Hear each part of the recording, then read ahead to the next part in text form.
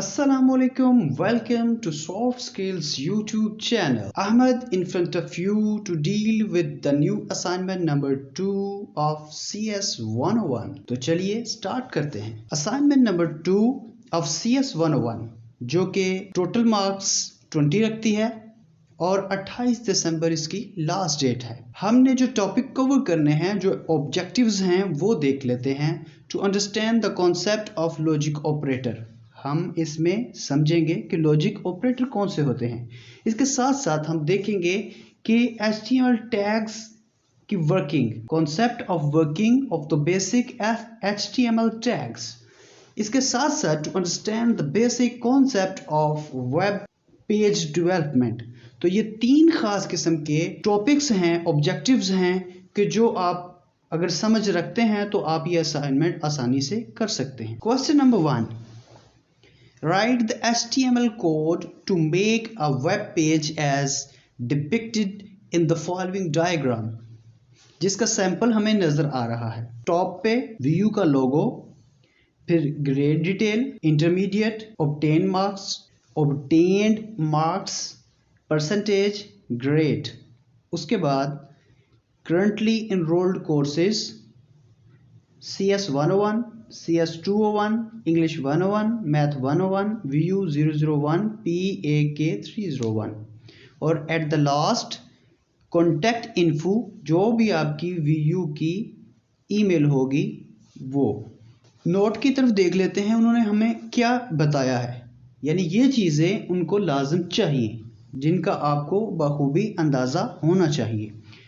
Use your VU ID as the title of the web page and the contact information should contain your VU email ID that is given at the end of the sample page.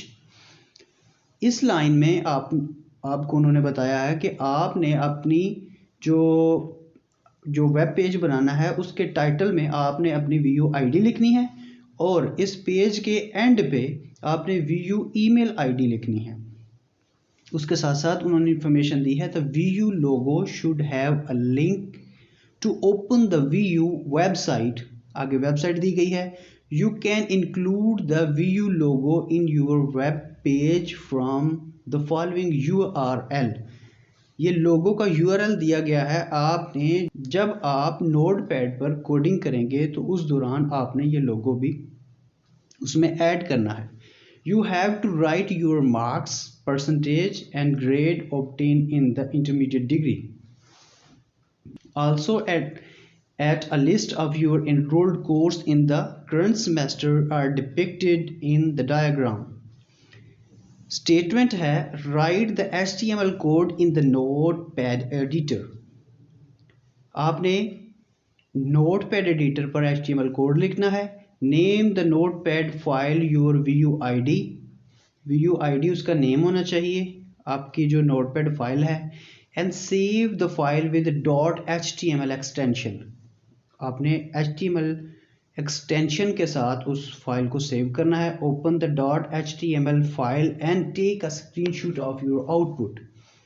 तो आपने उसका जब आप वो file बनाने के बाद उसका आउटपुट ले लेंगे तो फिर आपने स्क्रीनशॉट लेना है, और जब आप स्क्रीनशॉट ले लेंगे तो ये दोनों चीज़ें एज़ पर यूनिवर्सिटी रिक्वायरमेंट आपने जो आपका वर्ड की फाइल है उसके ऊपर जो है वो पेस्ट करने हैं। Let's take an example. सबसे पहले आपने फाइल पे जाना है और न्यू प्रेस करना है। डॉक टाइप HTML, नीचे आपने HTML टैग, ओपनिंग टैग, आप चाहें तो कैपिटल लेटर में लिख सकते हैं, स्मॉल में लिख सकते हैं, ये केस सेंसिटिव नहीं है। HTML, उसके साथ क्लोजिंग टैग, इन दोनों के दरमियान में आपने head tag and closing head tag as well. इसके बाद बॉडी का टैग, बॉडी को क्लोज करने, बॉडी के अंदर वो चीज़ें आपने लिखनी हैं जो वो आपसे रिक्वायर्ड कर रहे हैं। फर्स्ट ऑफ ऑल आपने क्या करना है, ये जो VU का लोगो आपको नज़र आ रहा है ये लोगो आपने ऐड करना है, लेकिन उससे पहले हम इसे सेव कर लेते हैं। किस नाम से? अपनी VU की ID के नाम से। BC 1 2 3 4 5 6 7 8 9 और नीचे ये नॉर्मल टेक्स्ट फॉर्म दिखा रहा है। आपने हाइपर टेक्स्ट मार्कअप लैंग्वेज में लेके आना है इसे, HTML ये वाली। कहीं भी सेव कर दें, डॉक्यूमेंट में सेव कर दें, ठीक है जी। तो आपको ये टैग जो है वो ब्लू कलर में नज़र आ रहे हैं। अब आपने क्या करना है, बॉडी के अंदर जो वीयू की आपने वीयू का लोगो देखा, इसका URL हमारे पास ये नीचे नज़र आ रहा है। तो ये URL जो है वो हमने इसमें एडअप करना है। तो इसके लिए हमारे पास एक टैग है इमेज का, image screen that is equal to double inverted comma, जो हमने कॉपी किया तो वो यहाँ पर पेस्ट करेंगे। ये चीज़ copy and then paste here, ठीक है जी। इसको सेव करके रन करके देखते हैं। हमारी फाइल ये ऊपर ही पड़ी हुई है, इसको डबल क्लिक करते हैं तो ये हमारे पास वीयू का सैंपल इस पेज पर नज़र आ रहा है। मैं एक साफ स्क्रीन आपको वैसे दिखाता हूँ। पहले इसको मैंने कट किया, सेव किया, और वही जो चीज़ आपने यहाँ पर देखी थी, आप डबल क्लिक करेंगे तो ये साफ नज़र आ रही है। लेकिन इसी तरीके से, लेकिन वही चीज़ यहाँ पर मैं पेस्ट करता हूँ और सेव करता हूँ तो सबसे पहले आपको ये चीज़ दिखाई देगी। ये पेज आपका वही है, आपने जस्ट इसको रिफ़्रेश करना है और ये आपके पास वीयू का लोगो जो यूनिवर्सिटी ने दिया था वो यहाँ पर आ गया है। इसके बाद हमने क्या लिखना है, grade detail, intermediate, obtain marks, percentage and grade. याद रखिए कि ग्रेड डिटेल हमें बोल्ट में बड़ा करके दिखाया जा रहा है, लिहाजा इसके लिए हम हेडिंग 1 वाला जो टैग है वो यूज़ करेंगे। H1 विद क्लोजिंग, इसके अंदर लिखेंगे जी ग्रेड डिटेल,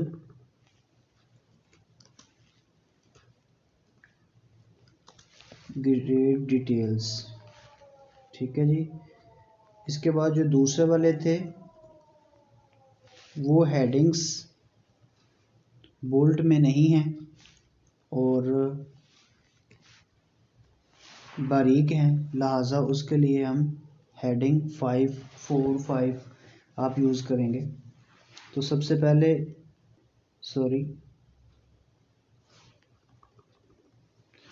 जो आपके पास इंटरमीडिएट आ रहा है वो भी बोल्ट है लेकिन इससे थोड़ा छोटा, लिहाजा हम H2 का टैग यूज़ करेंगे उसके लिए, विद क्लोजिंग H2, और इनके दरमियान में इंटरमीडिएट। फिर उसके बाद हमारे पास मार्क्स, परसेंटेज और ग्रेड आता है, तो वो हम H5 के साथ रिप्रेजेंट करेंगे। इसको कॉपी करके जितनी दफ़ा हमें चाहिए उतनी दफ़ा पेस्ट करेंगे और इसके अंदर पहले आएगा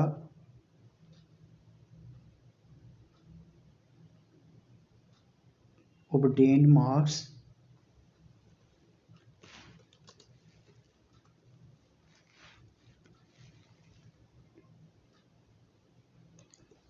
नाइन 913,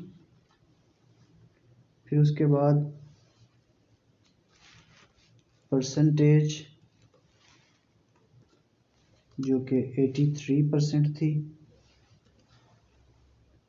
फिर उसके बाद ग्रेड आएगा that is equal to A+,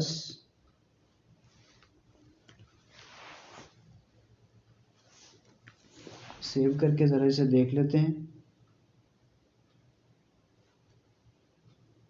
इसी पेज को मैं रिफ़्रेश करूँगा तो ये देखिए आपके पास इंटरमीडिएट नज़र आ रहा है आपको, ऑब्टेन मार्क्स 913 परसेंटेज भी दिखाई जा रही है, ग्रेड भी दिखाया जा रहा है। ग्रेड डिटेल थोड़ा सा प्रॉब्लम है इसमें, तो इसकी करेक्शन करते हैं पहले कि यहाँ पर हमने क्लोजिंग इमेज का क्लोजिंग टैग नहीं लगाया था, जिसकी वजह से इस चीज़ का सामना करना पड़ रहा है। लिहाजा अगेन जाके इसको दोबारा रिफ़्रेश करते हैं तो देखिए आपको एज एक्चुअल पोजीशन पे ये चीज़ नज़र आ रही है। So let's move to the next. आगे हमने देखना है कि करंटली इनरोल्ड कोर्स और नीचे लिस्ट है, फिर उसके बाद कॉन्टैक्ट इन्फो है, ये रिप्रेजेंट करवाना है। इसके बाद अगेन आपने H1 टैग यूज़ करना है, चूँकि वो चीज़ बड़ी है और बड़ी रिप्रेजेंट करवानी है। यहाँ पर आएगा करंटली इनरोल्ड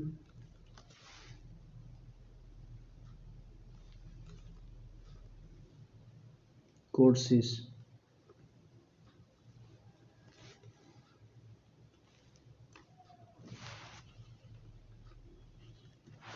फिर उसके बाद हमारे पास एक लिस्ट आएगी, मैं आपको बता देता हूँ। ठीक उसी तरीके से आपने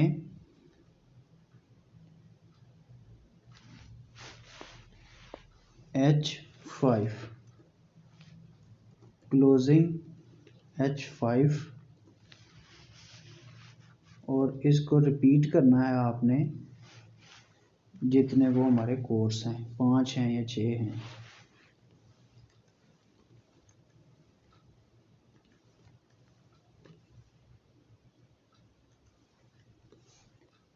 पहला था हमारे पास CS101,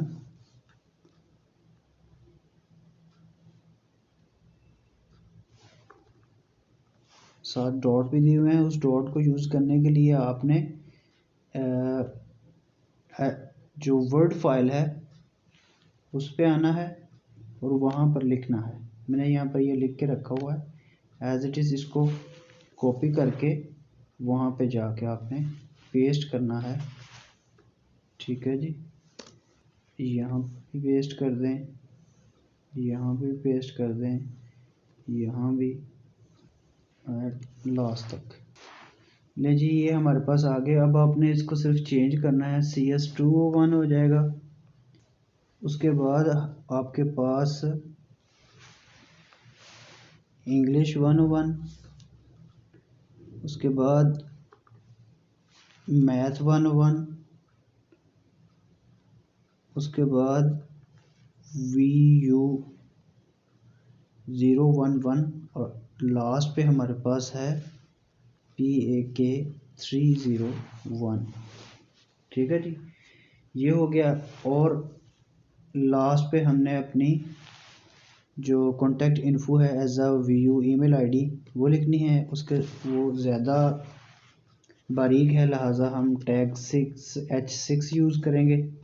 और इसके अंदर आपने BC 1 2 3 4 5 6 7 8 9 MKH@vu.edu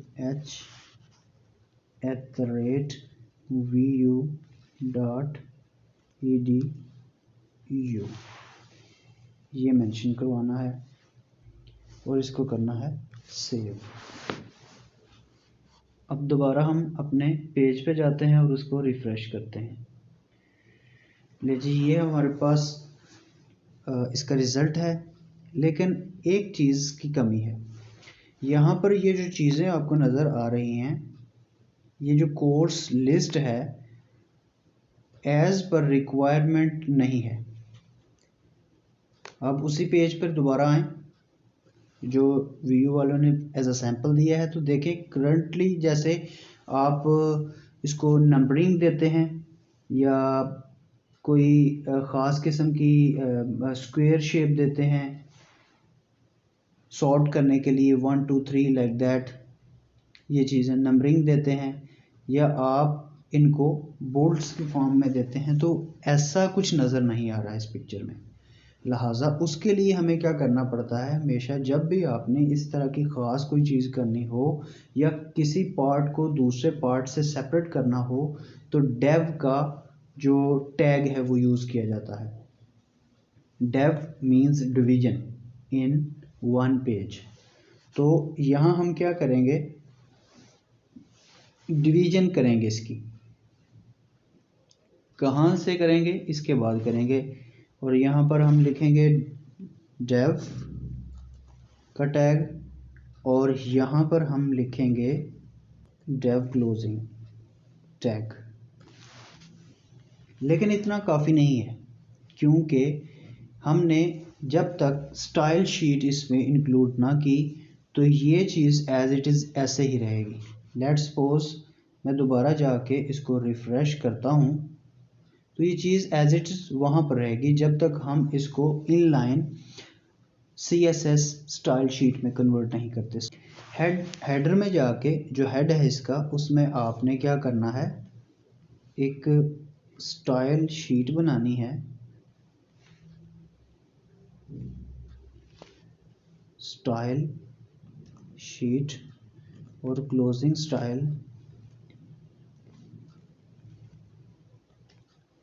इसके अंदर आपने क्या करना है जी, आपने डेव और इसका जो मार्जिन है वो हमने बताना है कि वो लेफ़्ट साइड से थोड़ा आगे की तरफ हो। तो वो हम लेफ़्ट साइड से आगे करना है तो हम इसको मार्जिन लेफ़्ट अराउंड 35 px हम करेंगे, ठीक है जी। और इसको करते हैं हम सेव करने के बाद अब हम दोबारा जाके उसी पेज पर हम इसको रिफ़्रेश करते हैं तो देखिए डिवीजन करने के बाद ये चीज़ हमें लेफ़्ट साइड से 35 px राइट साइड की तरफ चली गई। तो ये है इसका एक्चुअल रिज़ल्ट और ये वो वेब पेज है जो यूनिवर्सिटी आपसे रिक्वायर्ड कर रही है। क्वेश्चन नंबर 2 की तरफ चलते हैं। यहाँ पर लिखा हुआ है suppose a refreshment centre is offering the following 8 flavours of juice and shakes. Serial number और जूसेस 0 पे पेना कोलेडा, 1 पर स्ट्रॉबेरी, सेकंड पे पाइनएप्पल, थर्ड पे मैंगो, 4 पर ऑरेंज, 5 के सामने cookies and cream milk shake, 6 पर कॉफ़ी मिल्क शेक एंड 7 पर कैंडी फ्लेवर मिल्क शेक। नीचे डिस्क्रिप्शन में बताया है the availability of these 8 flavour can be represented in the form of an 8-bit status string. Example 1 1 1 1 1 1 1 1। 8-bit status string की मदद से represent किया हुआ है इन तमाम जूसेस को। साथ ही साथ ये बताया कि where each bit 1 from left to right represent the availability of the flavour in the table from top to the bottom respectively. कि जो अवेलेबिलिटी है वो 1 से रिप्रेजेंट कर रही है फ्रॉम टॉप टू बॉटम तक। The left most bit represent the availability status of pina colada and the right most bit represent the availability of the candy flavour milkshake. सबसे ऊपर pina colada और last पर candy flavour milk shake.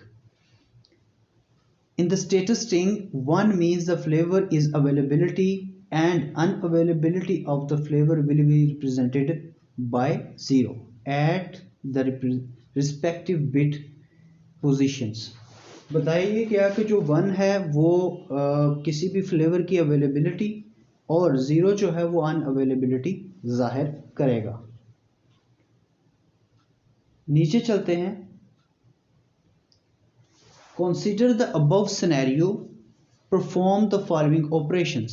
assume that all the flavors were available in the morning.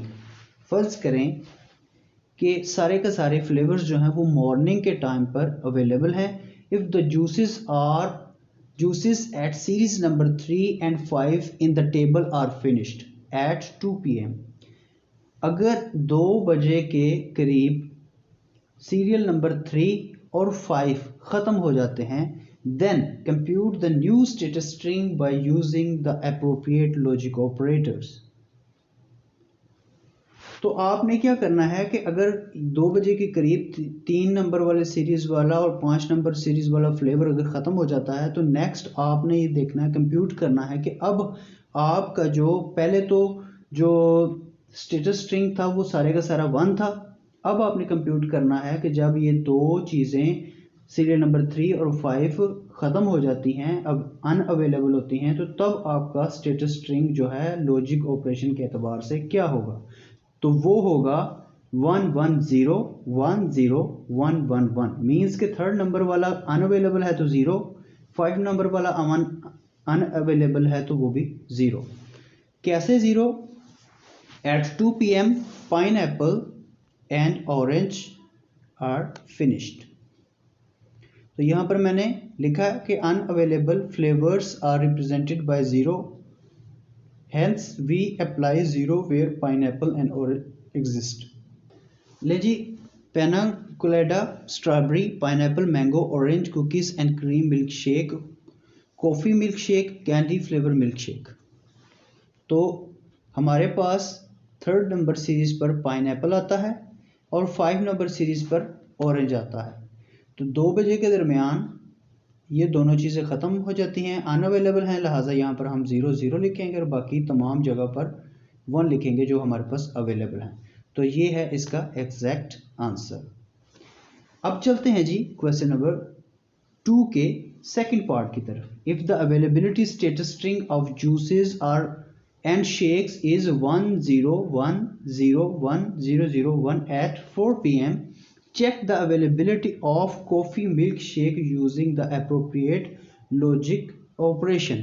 4 बजे के लगभग हमें juices and shake का status string बताया गया है जो कि 4 बजे के दरमियान में है. अब हमने चेक करना है कि ये जो स्टेटस स्ट्रिंग हमें दिखाया गया है इसके मुताबिक हमारे पास कॉफ़ी अवेलेबल है या नहीं. तो कॉफ़ी हमारे पास कॉफ़ी मिल्क शेक जो है वो आता है सेकंड लास्ट, और सेकंड लास्ट हमारे पास ये देखें 0 है, लिहाजा 0 का मतलब होता है unavailable. As per status string coffee milk shake is unavailable. तो ले जी, ये है आपका असाइनमेंट नंबर 2 जो कि CS 101 का था. उम्मीद करता हूँ कि आपको ये असाइनमेंट नंबर 2 जो कि CS 101 की थी अच्छे से समझ आई होगी. आप लोगों से रिक्वेस्ट है कि ये जो फाइल है सोल्यूशन फाइल आप लोगों ने अपने जो कोर्स मेट हैं उन तक पहुंचानी है, शेयर करनी है ज़्यादा से ज़्यादा. लाइक्स और जो कमेंट्स वगैरह हैं वो कमेंट सेक्शन में मुझे बता दीजिएगा. इसके साथ साथ अगर कोई कमी कोताही हुई होगी इसमें तो मुझे बताइएगा. नेक्स्ट वीडियो में हम इंशाल्लाह इससे भी मज़ीद अच्छी वीडियोस जो हैं वो बनाएंगे. आपके प्यार का अंदाज़ा आपकी सब्सक्रिप्शन और शेयर से होगा.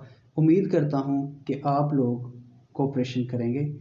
नेक्स्ट असाइनमेंट में हाज़िर होंगे, तब तक के लिए मुझे इजाज़त दीजिए. अल्लाह हाफिज़.